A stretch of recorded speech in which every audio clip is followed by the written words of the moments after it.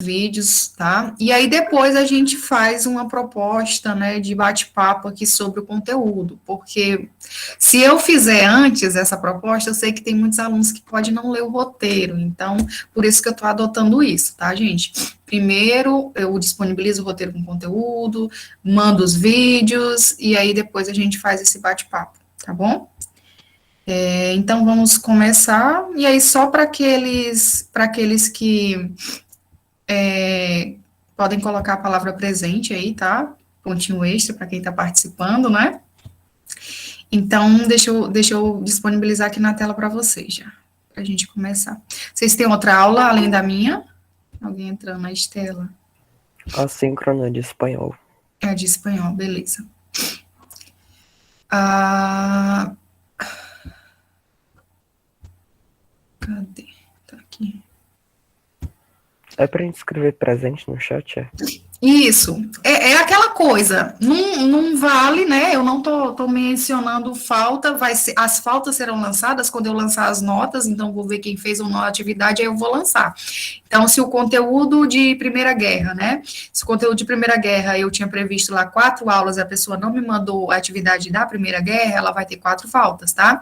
Mas o presente aqui é só para eu lançar pontos extras, tá? Porque vai ter para quem está participando. Então, isso aí vai, tá? Então, porque eu sei que tem muita gente que entrou agora. Primeiro, gente, a semana que vem, só sexta-feira a gente vai ter, tá? Não vamos ter mais esses horários da terça-feira, porque houve uma reconfiguração aí dos turnos de vocês, tá? E aí eu perdi os horários nesse primeiro momento, né? Porque vocês estavam com muitas sobrecargas. Então, para tirar um pouco dessa carga de vocês, tiraram aí alguns contraturnos, tá? Eu já tinha falado para os anteriores, mas para ficar gravado agora, para depois alguém que queira consultar. Então, semana que vem, só horário de sexta. Nossa prova, sexta-feira. Hoje ainda eu vou publicar uma notícia lá no grupo, na sala. São todos os conteúdos do que nós estudamos para o primeiro bimestre, tá? Que a gente estudou até aqui. E, inclusive, vai ter um conteúdo que a gente não vai ter esse bate-papo, mas que já tem texto sobre ele e que tem vídeo que eu cadastrei, que é Brasil, do final do século XIX a início até 1930. Esse conteúdo a gente vai fazer um bate-papo sobre ele, mas só na outra sexta, fora essa, na outra, tá bom? E aí, no final, eu vou meio que falar um pouquinho o que vocês devem se aprimorar naquele roteiro, porque vai ter uma questão de prova. Vai ter 5 questões, tá? Todas objetivas, igual no formato lá do segundo ano também. Então, tá uma prova bem tranquila, quem prestou atenção nos roteiros, né, quem assistiu os vídeos que eu disponibilizei, quem veio também para esses encontros, não vai ter nenhuma dificuldade, tá? Hoje a gente vai falar um pouquinho sobre a Revolução Russa, então, o que foi essa Revolução Russa, né, de que forma que ela aconteceu na Rússia, né, e que depois, né, dessa Revolução Russa, a gente vai ter consequências, né? Essas consequências a gente vai estar estudando ainda daqui para frente, né? Até a Guerra Fria, né? Que a gente vai até que vai acontecer, que vai ser tema do nosso estudo também, né? Ela é oriunda aí desse processo também da Revolução Russa, né? Então a gente vai começar a estudar o processo revolucionário na Rússia, né, com a implantação do socialismo, né, com a tentativa de implantação de um Estado socialista. Então, teve muitos problemas aí no percurso, né, dessa implantação, e a gente vai ver, né, como que ocorreu, tá? Primeiro, eu gostaria de saber quem leu o texto que eu disponibilizei, quem assistiu, eu disponibilizei 2 vídeos, um em forma de mapa mental, inclusive eu pedi um mapa mental também, né, eu já disponibilizei aquele vídeo para que vocês tivessem uma ideia de como fazer o de vocês, e um outro vídeo de uma professora, né, que é mais teórico falando. Então, quem assistiu, o que ficou, né, na cabeça de vocês sobre o que foi a Revolução Russa? Alguém gostaria de comentar um pouquinho, falar alguma coisa do que aprendeu, para daí eu começar a falar um pouquinho sobre os slides? Pelo que eu lembro, foi a queda do Império Russo, aí levou que teve um partido que se chamava Bolchevique, se eu não me engano, aí que aconteceu na Primeira Guerra Mundial, ou foi antes, foi por aí. É o que eu lembro. Isso, inclusive, né, o nosso tema passado, ele, de vez em quando a gente comentava sobre a Revolução Russa, né, porque a Primeira Guerra Mundial, ela está acontecendo e no momento até que a Rússia está envolvida na Primeira Guerra Mundial, até sem poder estar, né, envolvida, porque ela não tinha condições para isso, tecnológica, financeira, né, morreram milhares, né, de soldados russos. Para vocês terem uma ideia, eu já li textos, né, que falam que, porque a estimativa é entre 10, 15, alguns textos falam até em 20 milhões de mortos, né, da Primeira Guerra Mundial, mas geralmente fica entre 10 e 15 milhões. Desses quantitativos, cerca de 4 milhões foram somente de soldados russos, né, e então é muita coisa, né, gente. Mas realmente a Nicole foi bem de encontro. Se tiver mais alguém querendo comentar, para daí aí eu já começo aqui, mas falou do Partido Bolchevique, né, que é muito legal para a gente poder entender, né, foi o partido que fez, né, a Revolução de Outubro, né, que de fato implantou as medidas socialistas lá na Rússia, tá, falou da queda do czarismo, né, que a queda do czarismo é esse processo revolucionário mesmo, né, que lá ainda vivia esse governo autocrático, e aí, em 1922, a gente tem a criação da União das Repúblicas Socialistas Soviéticas, né, tá até falando aqui. Perfeito. Tá bom, Dimitri. A falta não é por aqui. Mas beleza. Alguém mais? Já comentando, se alguém quiser, tá, gente, fica à vontade aí, qualquer momento eu estiver falando, pede aí para falar. Só lembrando, é a sinusite, tá, gente? Só lembrando, agora eu vou te dar falta, que tu caiu, Gustavo, o Dimitri caiu. Só lembrando, gente, na aula passada a gente falou sobre a Primeira Guerra Mundial, né? O Douglas, ele até comentou sobre a questão da formação de vários países ali no final, né? Então, realmente é isso. A final da Primeira Guerra Mundial, a gente tem que lembrar, e aí tem questãozinha na prova sobre a Primeira Guerra Mundial também. A gente deve lembrar que as causas da Primeira Guerra foi um forte nacionalismo, né? Foi a partilha da África e da Ásia, né? Que resultou e menos colônias para a Alemanha e para a Itália, né, que se saíram prejudicados, se sentiram prejudicadas, as rivalidades que existiam ali entre a Alemanha e a Itália e outros países, né, naquele momento, e os impérios que dominavam alguns grupos étnicos, né, tipo o Império Austro-Húngaro, né, dominava vários locais ali no leste europeu de povos com a etnia eslava, né, nós também tínhamos um grande império, que era o Turco-Otomano, né, que foi responsável aí pela queda do Império Romano, lá quando a gente do Império Romano, né, do Oriente, né, então esse império aí que vem desde lá do final da Idade Média, ele vai se dissolver aí na Primeira Guerra Mundial, né, e aí qual foi as consequências, né, quais foram, porque não foi só uma, quais foram as consequências da Primeira Guerra Mundial, né, e aí só lembrando que em meio ao nacionalismo, a rivalidade, né, entre esses grupos, a questão de partilha da África e da Ásia, a gente vai ter um estopim da guerra, né, que é a morte do herdeiro do trono do Império Austro-Húngaro, né, o Ferdinando, pelo um jovem nacionalista lá, o Gravilho, né, de um grupo que é sérvio. Então, assim, é um mosaico de povos, muitos desses povos querendo ali a sua independência. Então, ao final da Primeira Guerra Mundial, a gente vai ter alguns tratados assinados, né, e entre esses tratados, a gente vai ter o Tratado de Versalhes, né, como sendo um dos tratados aí mais importantes daquele momento, que vai deixar a Alemanha numa posição de que foi ela a culpada pela guerra. Então, tem que diminuir o seu exército, né, não pode passar de 100 mil homens, não pode ter tantos materiais bélicos, né, nos seus, digamos, né, armazenamentos, né, e além disso também pagar indenização, devolver regiões, tá, e isso também culminou com a dissolução do Império Austro-Húngaro, tá, Então, a dissolução do Império Austro-Húngaro fez, no leste europeu, surgir inúmeros países, tá? A Áustria, né, a Hungria, o próprio Império Turco-Otomano também, que ruiu a partir da Primeira Guerra Mundial, né? Ali no Império Otomano surgiu inúmeros outros países também, tá? Turquia, né, como sendo... A parte do Império Turco-Otomano foi anexada ao território da Grécia também, tá bom? Então, a gente tem uma reconfiguração mesmo do mapa do leste europeu, nesse momento, a partir da Primeira Guerra Mundial.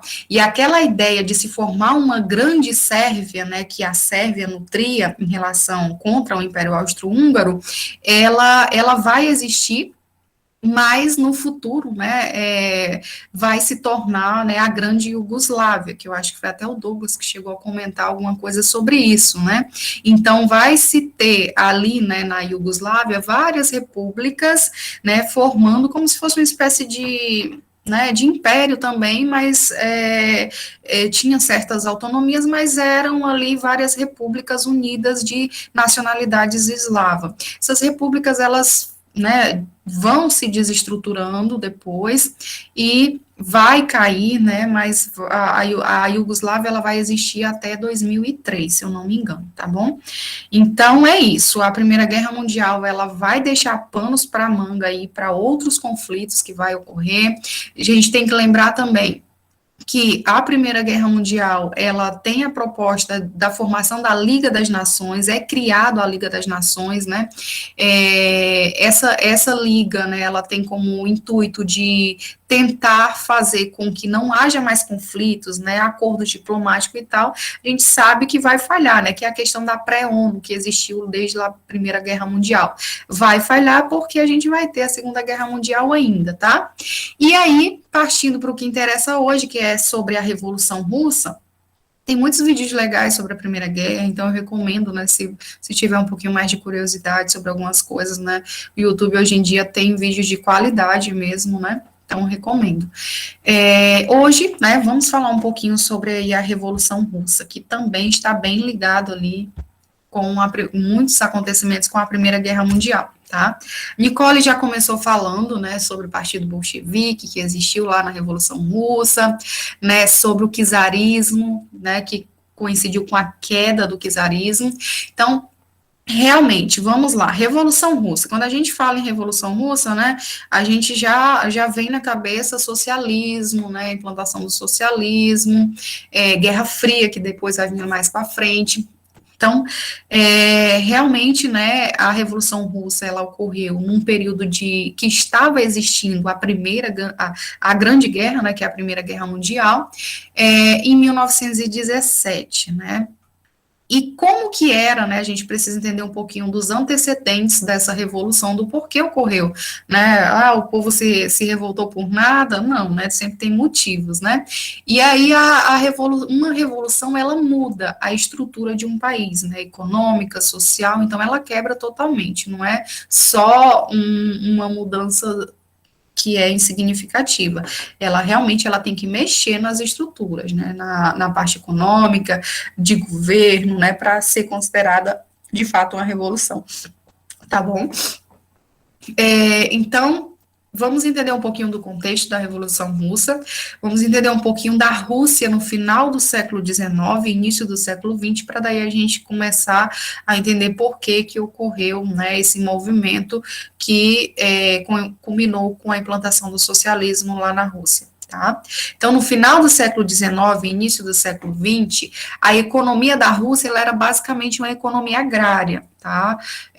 No final do século XIX, acho que por volta de 1860, por aí, nós tivemos a libertação dos sérvios, né? Que era daquele estilo lá do feudalismo ainda, né, lá da Idade Média. Então, vocês têm que terem na cabeça que a Rússia, no final do século XIX, ela ainda vivia bem próximo ali ao que era, né, uma comunidade semi-feudal, até com a utilização da mão de obra, né, pelos servos, né, nas grandes propriedades que trabalhavam, né, de acordo ali com na época do feudalismo. Então, no final do século XIX, a gente tem a libertação desses servos, né? No entanto, a grande concentração da população russa, ela ainda estava predominantemente agrária, né? Então, cerca de 85% da população, no final do século XIX, ela é de uma população agrária. Então, a economia da Rússia, nesse momento, é uma economia agrária e bem rudimentar, bem atrasada, tá? Nós tínhamos na Rússia, nesse momento, a autocracia, que é o governo czarista, tá? Que ele concentrava todos os poderes nas suas mãos, tá? Então, um governo autocrata, né? Na forma de um império mesmo, né? Concentrando, era o grande império russo também, né? E ali, dentro da Rússia também, a gente tinha um mosaico de povos, né? Era o Império Russo, né? A gente tinha povos de diversas nacionalidades também, tá? Então, o czarismo era o regime de governo, né? O czar da época era o Nicolau II, e a gente também, quando pensa nesse czarismo, a gente pode imaginar, né, do lado, naquelas ordens, né, lá de trás, nobreza, clero, né, tudo ali aliado a esse governo autocrata. Então, era algo que era uma configuração ainda bem atrasada se a gente já visualizasse outros países da Europa, tá? Então, ainda era uma autocracia. E aí, detalhe que no final do século XIX, a início do século XX, a Rússia começa a passar por um processo de industrialização, mas essas indústrias que estavam lá na Rússia naquele momento, elas não eram indústrias da própria Rússia, né? Eram de investimentos, principalmente investimentos da França e da Inglaterra. Então, tinha muito capital estrangeiro aplicado na Rússia, e esses capitais estrangeiros, a sua grande maioria era da França e da Inglaterra, tá? Então, há um processo de modernização aí no final do século XIX e início do século XX. Isso faz com que aconteça um aumento da população urbana, né, então os camponeses, né, que antes era a sua maior parte da população era concentrada no campo, migram para as cidades em busca, né, de novas formas de vida com as indústrias que estavam chegando para a Rússia naquele momento. É claro que com essas implantações das indústrias, a gente, né, e muita gente indo para cidades em busca de emprego, a gente tem condições precárias dentro da Rússia ali naquele momento, né, e isso faz com que comece a surgir grupos de operários, né, que se organizam em greves, em pequenas revoltas, né.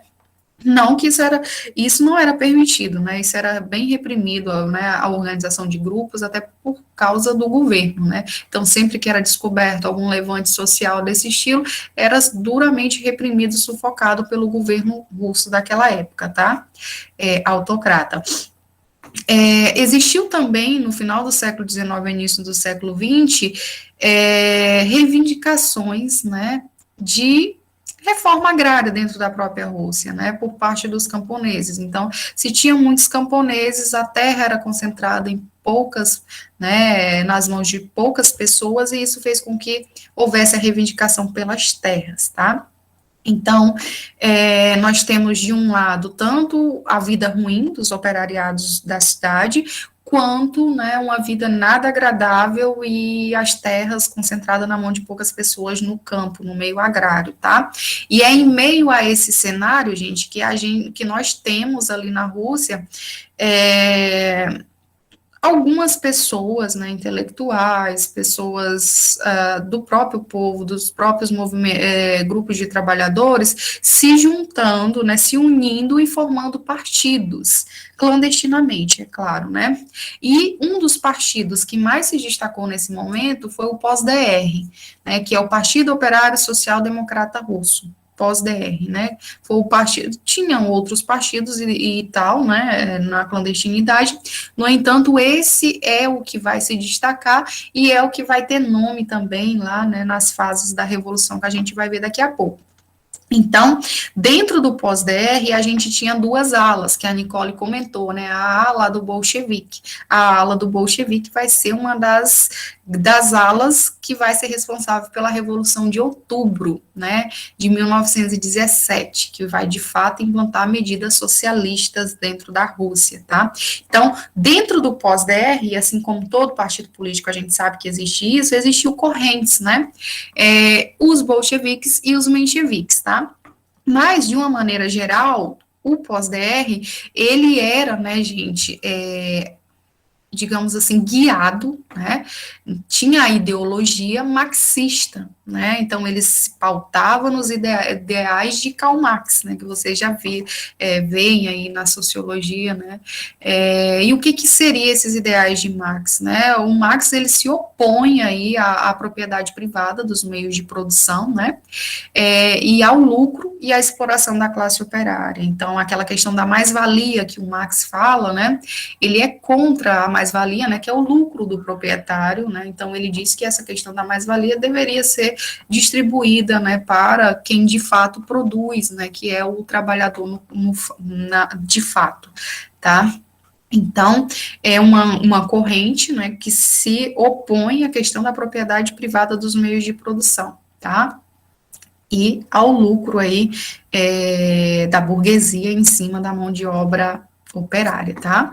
E esse pós-DR, né, que se divide em duas alas, bolcheviques e mencheviques, tá? E o que quer dizer bolcheviques e mencheviques? Eu acredito que vocês já leram, né, já assistiram, mas bolcheviques era a maioria, né? Mencheviques era a minoria. E qual a diferença ideológica entre cada um deles, né? Os bolcheviques, né, que digamos que vai ser a ala que vai triunfar na Revolução, eles pensavam da seguinte forma, eles eram mais extremistas no sentido revolucionário, né? Então, para eles, a revolução, ela deveria, né, o operariado da cidade deveria se juntar aos trabalhadores rurais, né? Por isso que a gente tem até aquele símbolozinho, né, da União das Repúblicas Socialistas Soviéticas, da foice, né? E do martelo, né, que representa a união dos trabalhadores do campo com os trabalhadores da cidade, né, a luta e a união deles. Então, eles defendiam que a revolução deveria ser imediata. Os do campo deveriam se unir aos trabalhadores da cidade, derrubar o governo czarista, implantar um governo socialista, né, e as medidas socialistas dentro de um país. Já os mencheviques, não. Os mencheviques, eles acreditavam que seria um processo, tá? Que era como Marx também acreditava, né? Que o socialismo seria um processo, tá? Qual seria esse processo? Primeiro, né, aconteceria do governo czarista cair, quem assumiria seria a burguesia, né? Uma burguesia liberal. Essa burguesia, ela desenvolveria as estruturas, né, capitalistas dentro de um país, então, a partir desse desenvolvimento, o próprio povo, né, a própria camada popular se revoltaria, né, então seria um processo, se revoltaria e proclamaria ali um Estado socialista, tá?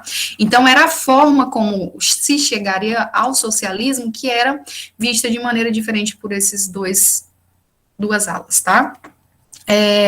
E a gente deve também ressaltar que a Rússia, ela passava por alguns efeitos de guerra, e isso prejudicou muito, né, já não era uma economia que estava tão boa assim, e passou por guerras, né, que a gente vai comentar agora, uma delas, por algumas guerras que devastou a população, que morreu muitos soldados, isso antes mesmo da Primeira Guerra Mundial, tá? Então, aí eu dividi aqui em fases, né, e eu vou tentar fazer uns comentários mais rápido, para não cansar tanto. Eu dividi aqui em fases, tá? Antes da Revolução propriamente dita, que é o ensaio geral, que geralmente, às vezes, quando prova cobra, né, é assim. Então, antes da Revolução de 1917, a gente teve o que os historiadores chamam de um ensaio geral, né, que culminou em algumas mudanças, sim, dentro da Rússia, né, para que no futuro, né, se consolidasse ali a Revolução, tá? Então, a Revolução, propriamente, ela é de 1917, e a gente divide em duas fases, né, a Revolução Mencheviques e as teses de abril, que é a Revolução de Outubro, tá, que foi liderada aí pelo Lenin, tá? Então, o que foi... Professora, Pode falar. licença, a senhora tá na capa ainda ou tá passando o Eu slide? tô passando, não tá passando para vocês, não, né? Não tá passando, tá um bom tempão aí. Tá de brincadeira. E eu já passei 2 slides. Peraí. Agora mudou. Mudou? Gente, então, peraí. Será que é a forma que eu entrei aqui? Eu acho que foi. O que tá passando aí na tela agora? Tá, Revolução Russa, 1917. Isso aí vocês viram? Não, tava na capa ainda. Tá de brincadeira, eu tava falando esse tempo todo, eu tava até aqui na setinha apontando algumas coisas que eu falei basicamente em cima desses tópicos. Mas então, beleza. O que eu falei, deixa eu só ampliar aqui, né? Tá passando a mesma coisa, Nicole? Tá na Revolução Russa ainda. Tá, com a foto do Lenin, do Stalin, né? Sim. Tá bom. Então, esse era o que eu falei agorinha, tá, gente? Esse slide aí. Vocês vão prestar atenção aí que ele segue uma sequência. Então, eu falo da Rússia no final do século XIX, tá? Do czarismo, da modernização, tá bom? Aí embaixo tem o pós-DR, ó, que eu falei sobre o partido político, as alas bolcheviques e mencheviques, tá? A ideologia que eles apoiavam, o marxismo, tá aqui embaixo da foto, falando um pouquinho sobre, tá bom? Tá passando, né? E agora eu passei para o outro slide. Apareceu? Tá na Revolução Russa ainda. Gente, o que é isso? Então, peraí. Agora tá no ensaio geral. Pois é, aí quando eu amplio, ele some. Que daí eu vou ter que olhar. Revolução Russa ainda ou capa? Ensaio geral. Ah, agora ensaio geral, tá bom. Eu vou formatar meu computador, que eu acho que ele tá meio bugado. Desde ontem ele tava dando problema lá da turma, com a turma de Tarauacá. Ontem era para processar aqui. Eu acho que é vídeo das atividades. Mas vamos lá, gente. Então, vamos lá. É o que eu falei para vocês. Eu dividi aqui nesse slide em três momentos, né? Esse aqui, que é um ensaio geral, na Revolução de 1905, né? Então, um ensaio geral antes da Revolução propriamente dita de 1917. E aqui, as duas fases, né, do processo revolucionário que ocorreu em 1917, de fato, tá? Que foi a Revolução Menchevique e depois a Revolução Bolchevique, né, que culminou com a chegada dos bolcheviques ao poder. Então, desse ensaio geral, vamos, né, tentar sintetizar o máximo possível aqui para não ficar cansativo. Por que um ensaio geral? Porque nessa época, em 1905, ocorreu uma manifestação dentro da Rússia que fez com que algumas coisas mudassem, né? Primeiro, a Rússia participou de uma guerra, a chamada Guerra Russo-Japonesa, que foi contra ali o Japão por domínio de da região da Manchúria, tá? A Rússia perdeu essa guerra para o Japão. Então, era aquele processo ali da corrida imperialista também, tá? E a Rússia perdeu essa guerra para o Japão, tá? E isso gerou também crises dentro da Rússia, tanto econômica quanto social. Eu acho que tem alguém querendo entrar aqui depois para voltar, meu Deus. Maria Isabel. Se não voltar para esse slide, vocês me falam, por favor. Voltou, né? Para ele? A minha tela tá... Tá bom. Então, gente, essa guerra russo-japonesa, ela acaba, né, pela Rússia perder o confronto com o Japão, tá? E isso gera inúmeras revoltas dentro da Rússia já em 1905, tá? Revoltas tanto da classe, né, camponesa, quanto dos operários, inclusive dentro do próprio grupo de soldados e na marinha. Vale destacar que nesse momento aí, nessas guerras, em muitos momentos, a Rússia, às vezes, ia e ficava até mesmo, né, não tinha nem uniforme direito para os seus soldados, né, munição devida, né, alimentação devida, então, era meio ilógico essas guerras que a Rússia se envolvia devido às condições financeiras mesmo do país naquele momento, tá, de total atraso econômico, tá.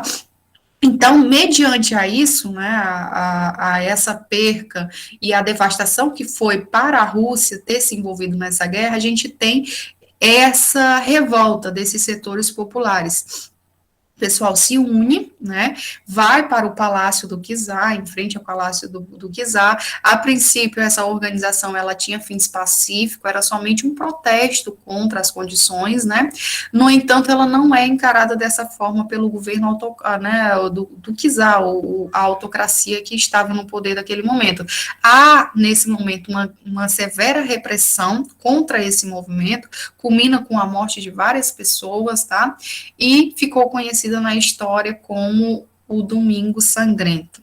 Mas, mesmo, né, tivemos essas manifestações, tivemos a repressão, mesmo assim, esse movimento ele não foi 100% invalidado. A partir daí, o Czar, ele faz algumas aberturas, até mesmo para acalmar o ânimo que existia ali dentro, né, da Rússia, das classes menos privilegiadas ali naquele momento, né? Então, ele propõe, né, a abertura da Duma, que era uma reivindicação também naquele momento. Então, a Duma seria uma espécie de conselho de parlamento, né, que apoiaria e decidiria em algumas questões, tá?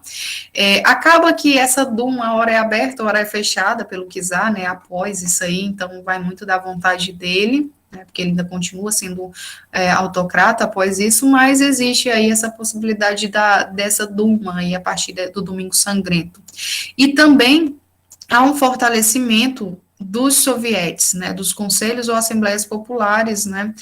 Quem eram esses sovietes? Os sovietes, eles eram os conselhos operários, tá? Então, digamos que eram as organizações dos trabalhadores, né, da indústria, e aí a indústria se divide em vários ramos, né, então cada ramo tinha ali os seus sovietes, que era responsável por liderar reivindicações, né, por falar em nome dos seus trabalhadores, tá? Então, a partir desse momento aí, a gente também tem uma certa voz para os sovietes, né, em alguns momentos ela acaba, né, sendo reprimida pelo Czar depois também, mas a gente tem uma espécie de um pouco mais de liberdade a partir desse momento, tá? Só um pouquinho, meu celular tá tocando aqui.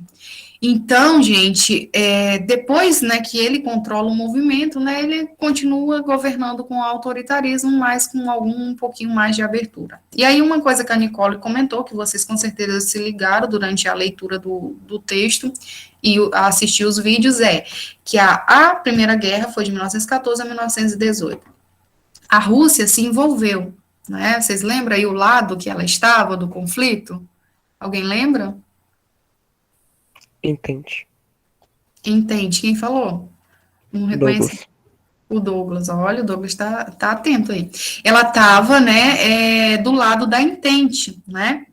Mas ela vai deixar a guerra, justamente no final ali, que é no momento que os Estados Unidos também entra, né, depois aí ela sai, justamente, né, por alguns fatores sociais que estavam acontecendo ali dentro da Rússia, tá, mas não vai ser aqui, né, no início de 1917, já vai ser na Revolução Bolchevique, né, dos bolcheviques, que ela vai deixar a Primeira Guerra Mundial, tá. Vai assinar aí um tratado com a Alemanha, vai ceder alguns territórios para a Alemanha para poder deixar a guerra, né, depois com a perca da Alemanha ali, né, na Primeira Guerra Mundial, vai se desfazer esses acordos, né, mas ela está na Primeira Guerra Mundial ao lado da Entente, né, muitos soldados, como eu já falei lá atrás, morreram russos, justamente pela falta de condições da Rússia em lutar em algo tão grande que estava acontecendo na Europa ali naquele momento, tá? Então, é justamente por essas questões de que a Rússia está em greve. Em 1917 começa a estourar novas revoltas sociais dentro da Rússia, tá? Então, oriunda das revoltas, das derrotas, né, que ela estava sofrendo ao lado da Entente, né? E aí a situação social ela começou a ser agravada, fome, deserção de soldados que saíam das lutas aí, né, porque não tinham condições de lutar.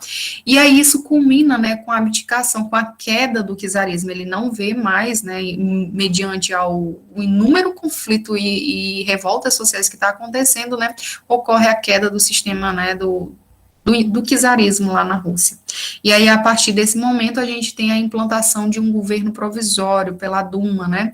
E o líder desse governo provisório que foi implantado, ele era da ala menchevique, né? Ou seja, foi a ala mais liberal, digamos assim, e que não promoveu os anseios que eram solicitados pela população russa, tá? Então, mudou, né,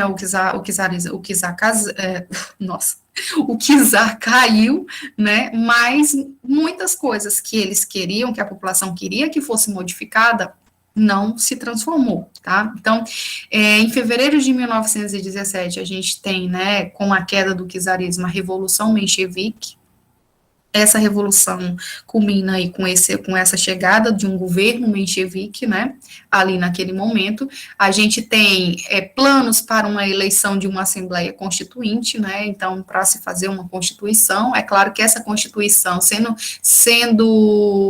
digamos que liderada pelo governo menchevique, ela, em momento algum, ela seria com viés socialista, né, então ela teria princípios de uma economia liberal, né, e ali naquele momento também a gente tem a libertação de presos políticos, né, tinha muitas pessoas desse ensaio geral aqui, que participaram do ensaio geral, né, às vezes anterior até a ele, ou depois, né, que haviam se tornado presos políticos, né, do regime czarista, tá?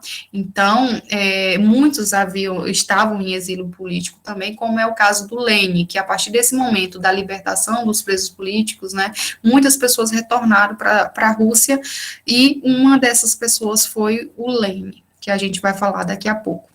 Então, com a Revolução de 1917, a gente tem a queda do czarismo, a chegada de uma ala menchevique no governo, e a gente tem uma república liberal burguesa, né, porque são de tendência liberal, tá? Então, aquela questão, os mencheviques achavam que a revolução seria um processo, tá? Primeiro, a burguesia chegaria ao poder, se organizaria, desenvolveria, né, a parte capitalista, e depois, né, o proletariado assumir ali, digamos que, os desígnios, né? E também outra coisa, a Revolução Menchevique não tirou a Rússia da Primeira Guerra Mundial, ela foi em fevereiro e nada fez sobre a questão da Rússia sair da Primeira Guerra. Então, a Rússia permaneceu na Primeira Guerra Mundial, e isso gerou também confronto, né, gerou insatisfação da população, e o retorno de Lenin fez com que a parte da população, né, adotasse ali as ideias que vieram junto com ele, né, porque o Lenin, ele liderava ali a ala bolchevique, que era a ala mais radical, ou seja, a revolução deve ser imediata, promovida por camponeses e operariado, né, pela classe trabalhadora. Então, com a volta do Lenin, ele tem os discursos, né, que é paz, pão e terra, e todo o poder aos sovietes, né? Quem era o soviético? Eram os grupos, os conselhos, né, dos trabalhadores. Então, ele dizia que todo o poder tinha que estar na mão desses conselhos, dessas assembleias. E paz, que era, a Rússia devia sair da guerra, né? Pão, a população passava fome, então, comida para a população, né? E isso seria proporcionado através de uma reforma agrária, né, e de projetos e de medidas socialistas mesmo que seriam implantadas, tá? Então, esse discurso do Lenin, ele acaba ganhando o gosto, né, e em outubro de 1917, né, a gente tem a queda do regime menchevique, né, a derrubada dos mencheviques, e a chegada aí alguém tá entrando. A senhora pode explicar a autocracia russa? Não, russa, quer dizer. Peraí, como é que é o... Pode falar, deixa eu voltar aqui de novo pro slide. A autocracia russa, que é o sistema czar... Tem outra pessoa entrando. Toda vez eu tenho que fazer isso, né, gente? Ou tem alguma outra forma de eu... Eu não consigo, é só assim. Já entrou alguém, não sei quem era.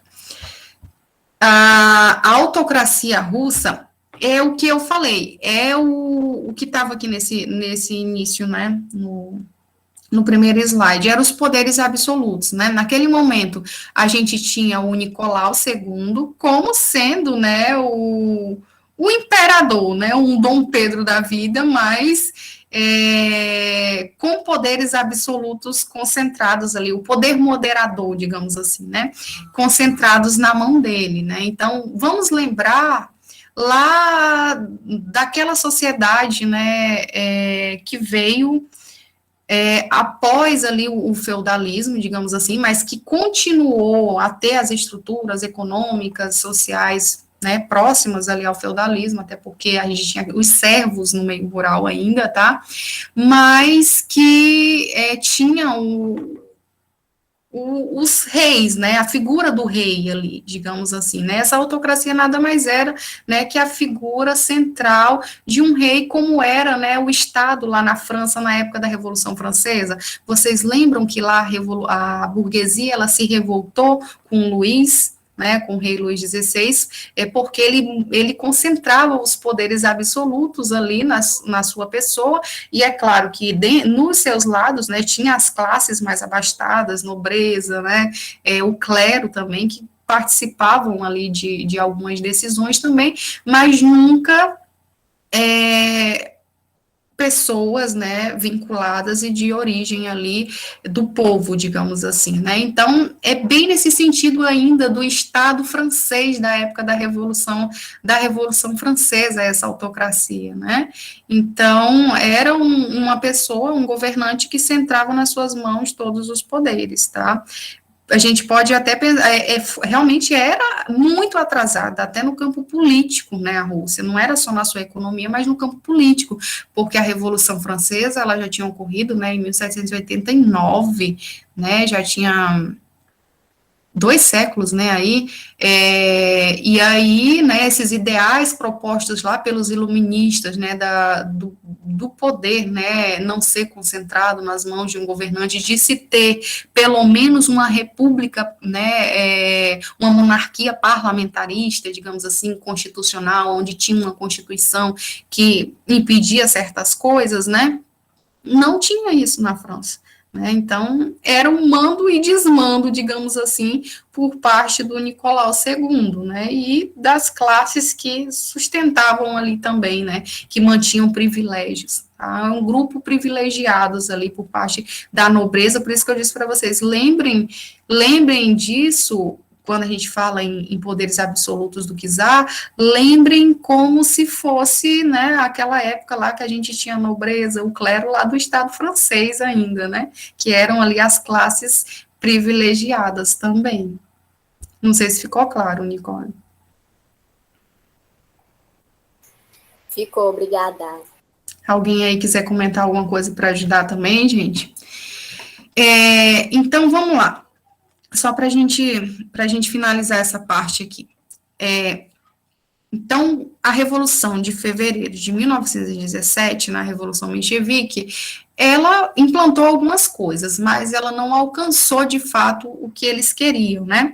Então, com o retorno de Lenin, né, que foi privilegiado aí por da questão da libertação dos presos políticos, né, e muitas pessoas que estavam exiladas puderam retornar para a Rússia, tá? E aí a ideia dele, paz, pão e terra, ganhou o gosto, né, das pessoas e fez com que muitos apoiadores se voltassem, né, a favor, fossem favoráveis aí ao projeto que ele estava divulgando, tá? Então, com essa proposta, o Partido Bolchevique, ele chega ao poder em outubro de 1917. Então, Essa, né, foram as fases da Revolução Russa. Uma primeira revolução que foi conduzida por uma ala liberal burguesa, que culminou com a queda do czarismo, mas que implantou uma república liberal, né? E num segundo momento foi liderada pelo grupo bolchevique e implantou aí medidas sociais a partir desse momento, tá? E derrubam aí o governo menchevique, tá? Essa é uma parte importante, a outra eu vou mais fazer a leitura ali do slide para não ficar muito cansativo também, tá, gente? Porque a gente depois vai estar falando sobre o Stalin ainda na Guerra Fria, lá na frente em outros conteúdos, tá? Então, assim, quando o governo bolchevique, em outubro de 1917, ele chega ao poder, ele instala o socialismo na Rússia, tá? Então, é somente com a chegada dos bolcheviques que a gente tem, de fato, a instalação, né, de medidas socialistas, né, como previa ali a ideia, né, do socialismo, tá? Então, a gente tem o Lenin, né, liderando, né, políticas que culmina com a... Mudou o slide? Mudou?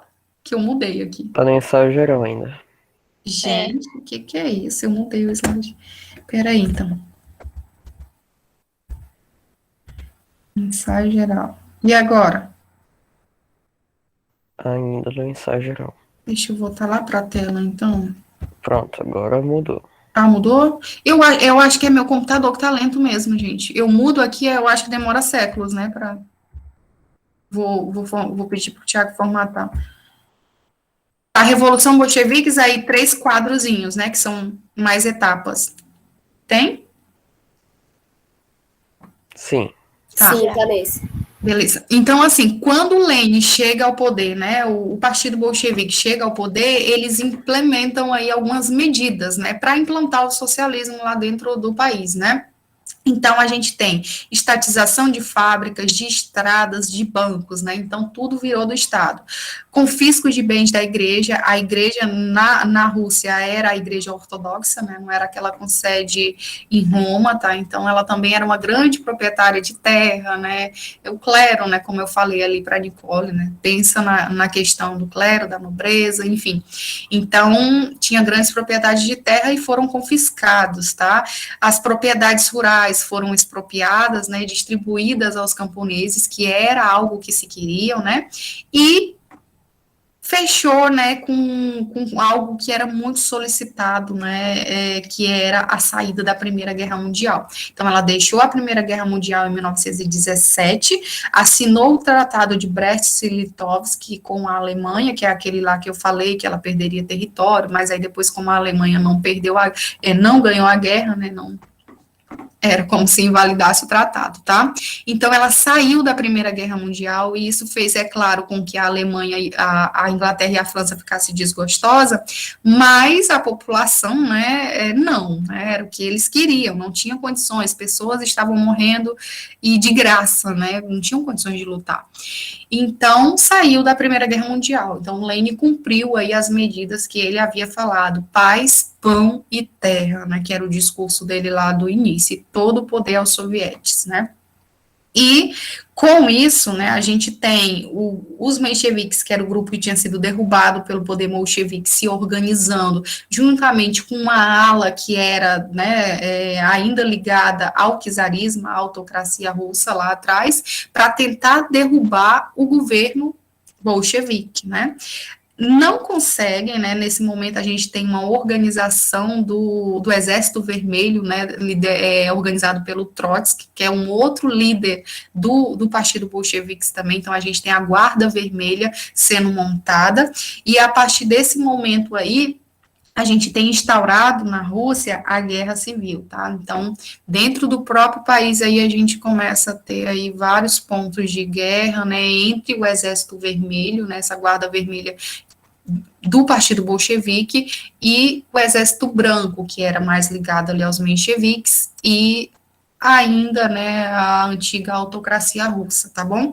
Então, essa guerra civil, para vocês terem uma ideia, né, ela continua devastando a economia russa nesse momento. Então, eles queriam sair de uma guerra para ver se recuperavam. E aí entra dentro de uma guerra no próprio país, né? Não foi algo muito legal. Então, ela durou muito tempo, 1918 até 1921, tá? E isso fez com que o Lenin, ele adotasse uma forma mais rígida, né, de comunismo, né, digamos assim, que foi o que ficou conhecido como a adoção do comunismo de guerra, né. Então, houve o confisco da produção russa, né, então toda a produção ela era confiscada pelo governo, né, para depois ser distribuída, ou, né, fazer a exportação né, e ficar com a riqueza, né, com a apropriação, tá, todo o trabalho, toda a força de trabalho, ela era em prol do sustento da guerra, então o governo falava, né, o que deveria ser feito e toda aquela força tinha que estar destinada a isso. Perseguição dos inimigos, considerados antirrevolucionários, então aqueles que eram de alas que eram contra a Revolução Socialista do Partido Bolchevique, eles eram perseguidos, né, e presos, né, enfim. E também a gente teve a igualdade salarial aí nesse momento. Foram algumas políticas consideradas como comunismo de guerra, tá? Era necessário porque estava havendo uma guerra, pelo menos era o que eles defendiam, tá bom? Então, por isso que foi necessário algumas medidas bem mais drásticas, tá? A partir do final da Guerra Civil, né, com o governo bolchevique ganhando aí essa questão da Guerra Civil, conseguindo controlar a Guerra Civil, né, a gente tem o Lenin propondo uma nova política, que é a NEP, Nova Política Econômica. Então, o que foi essa nova política econômica? Ela ficou vigente de 1921 até 1928, tá? Essa nova política econômica era uma política que visava alavancar novamente a economia, porque ficou num grande período de guerra civil, então foi muito atraso, né, para a economia russa. E aí, com isso, eles tentavam mais uma vez reorganizar a economia, mas essa reorganização, ela ocasionou em uma liberdade econômica, e essa liberdade econômica, né, propiciou a iniciativa privada. Então, era uma tentativa de reorganizar, como está aí no quadro, né, de reorganizar a economia, e restaurou parcialmente a iniciativa privada, né, então deixou com que algumas fábricas, né, alguns negócios fossem implantados e que não fosse sobre digamos assim, controle do Estado, tá? Houve a suspensão do confisco da produção forçada, que havia sido implantada lá na época do comunismo de guerra, um restabelecimento da distinção salarial e um parcial retorno da economia de mercado, né, a livre concorrência. Tá?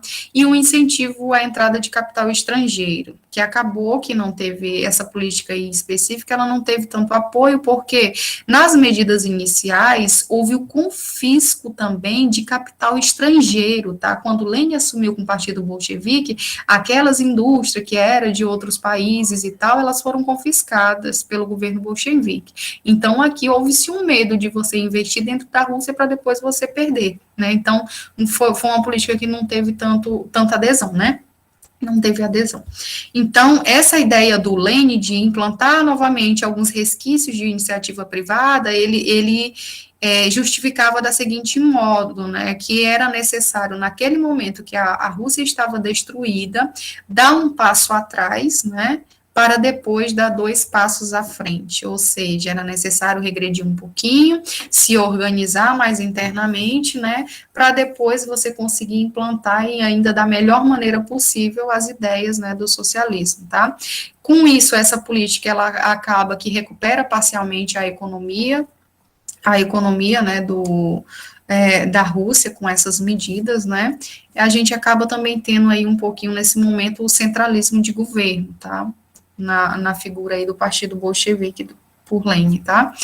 E aí a gente tem a morte, né, do Lenin, já falando aqui no finalzinho, nesse último quadro, a gente tem a morte do Lenin, que acontece em 1924, oriunda aí de alguma coisa cerebral que ele teve. E aí, a partir desse momento, a gente tem uma luta interna dentro do Partido Bolchevique entre o Trotsky e o Stalin, que eram 2 grandes nomes, né? E, com isso, quem lidera, né, após a morte de Lenin, quem lidera, né, o Partido Comunista é o Stalin, tá? Então, o Stalin, que a gente ainda vai falar sobre o Stalin na Segunda Guerra, tá? Que o Stalin, ele quando a gente fala dos regimes extremistas, né, do nazismo, do fascismo, de extrema direita, a gente também, por outro lado, a gente fala do regime extremista de extrema esquerda, que é, né, o stalinismo ali na Rússia. Então, a partir do momento da morte do Lenin, quem assume é o Stalin. A proposta, né, do Stalin também, ela é baseada nos planos quinquenais, e a partir desses planos quinquenais aí, tinha o objetivo de modernizar e industrializar a União Soviética, né, sobretudo na área da indústria pesada.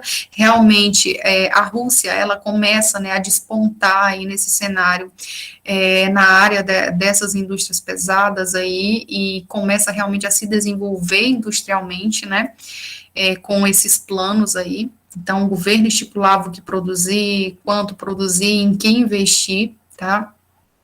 Houve uma coletização agrícola também, né, coletivização agrícola, e foi formado cooperativas e também fazendas estatais, né, onde a produção era destinada aí aos estados. Então, como resultado dessa política, a gente teve o crescimento das indústrias de base e de bem de consumo, tá, bem mais das indústrias de base, né, e as características principais do governo de Stalin é a centralização do poder, né, ou seja, ele começou a centralizar mais ainda o poder nas suas mãos, nas mãos do Partido Comunista, tá? Perseguir, né, os seus inimigos políticos, tanto é que o próprio Trotsky, que era um dos que tentou ficar aqui no lugar do Lenin, foi morto, né, no México, a mando de uma organização aí que trabalhava para Stalin, né? Então ele era um inimigo político do Stalin e acabou sendo morto, né? E um total controle aí do Partido Comunista, tá? E a gente tem também, aí eu até coloquei os expurgos de Moscou. Na época do governo de Stalin, a gente tinha os campos de concentração, né? Teve os campos de concentração nazista, que a gente vai falar também no futuro, mas na época do governo de Stalin também a gente teve os campos de concentração de trabalhos forçados, tá? Que eram ali liderados, né, pelo Stalin, ou seja, foi inimigo, foi contra o regime, eram enviados para lá, era preso político e eram enviados para esses campos de concentração. Muitos deles ficavam na Sibéria, tá, gente? Então, foi dessa maneira que o socialismo, né, foi implantado lá na Rússia. A gente pode ver que no início, né, a gente teve muitas medidas socialistas, no entanto, depois esse socialismo, ele vai virando um regime de total autoritarismo, né, e de centralização política, ou seja, o que era todo o poder na mão dos soviéticos, o povo, né, isso de fato não aconteceu, viraram os regimes totalmente autoritários, né, e que a gente ainda vai ouvir falar muito do Stalin na frente sobre algumas outras coisas que a gente vai comentar em outros conteúdos, tá? Dúvidas? Querem colaborar com alguma coisa? Deixa eu ler. Gente, vocês estão aí? Então, né? Deixa eu falar para vocês.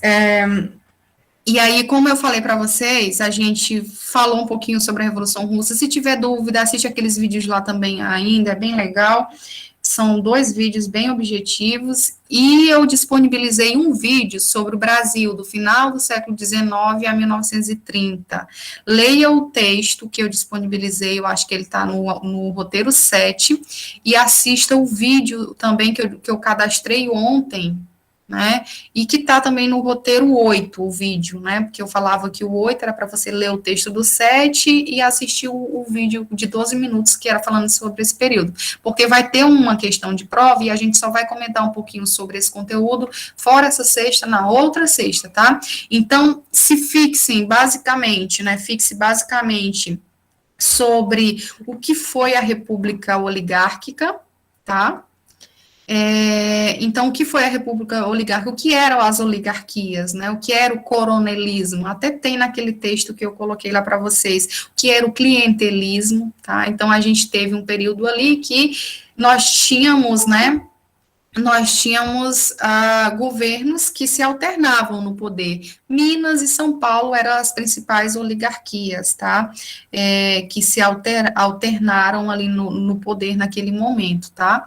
Então, a figura dos coronéis, o que esses coronéis tinham a ver com a política no final, né, nessas oligarquias, qual era o envolvimento deles, porque eles mandavam e desmandavam ali, né? Então, eles controlavam o voto das pessoas que moravam nas redondezas, né, dentro de um local que eles tinham grande propriedade, né, que eram grandes proprietários de terra, e aí eles conseguiam controlar o voto dessas pessoas, né, o famoso voto de cabresto, e aí também a gente não tinha, né, no texto, quando vocês forem ler, vocês vão ver que a gente não tinha uma justiça eleitoral igual nós temos hoje, então era possível eles até alterar as atas, né, se não saía de acordo com o que os coronéis, né, com o que a política local queria, eles iam lá e alteravam, tá? Então, essa foi a nossa república, né, que foi implantada aí em 1889, tá bom?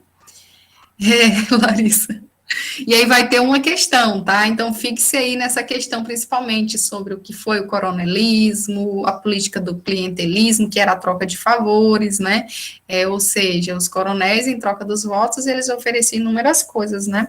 Para que as pessoas votassem, né? Até hoje a gente ainda tem isso, né? A gente acaba que hoje são as novas oligarquias que nós temos, né? Essas a gente está falando da oligarquia lá do final do século XIX e início do século XX, né? Mas hoje não mudou tanta coisa assim, né? Mas é isso, oligarquias modernas, isso mesmo, Larissa. É isso mesmo, né? Quem é que manda são os grupos políticos, né? Acaba sendo assim. E é isso. Depois, acabei que eu falei demais, eu tenho que tentar falar menos, que eu não quero passar de 50 minutos, e eu vi que a gente passou, né? Mas da próxima vez eu vou tentar ser um pouco mais objetivo, tá? E é isso, tá, gente? Depois eu divulgo o link se alguém quiser acompanhar que não pôde.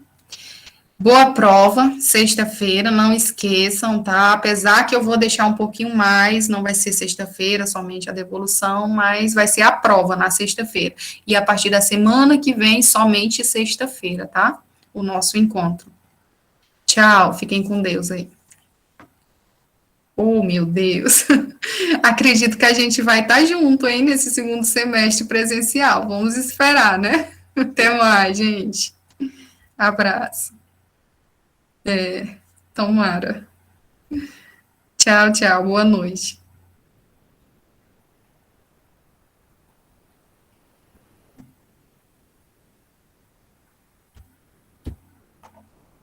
Ei, professora, Oi, pode falar.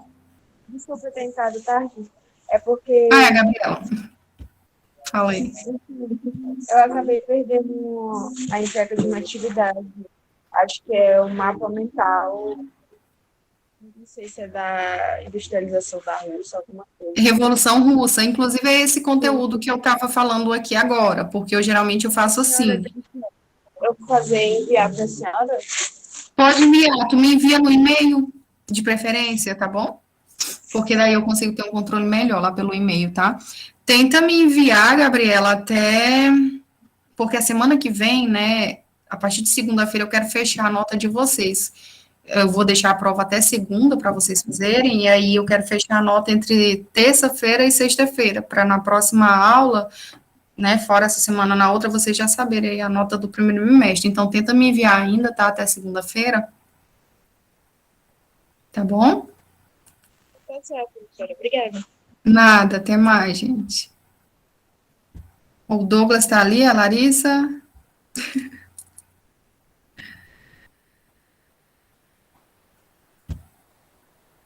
Deixa eu interromper aqui a gravação.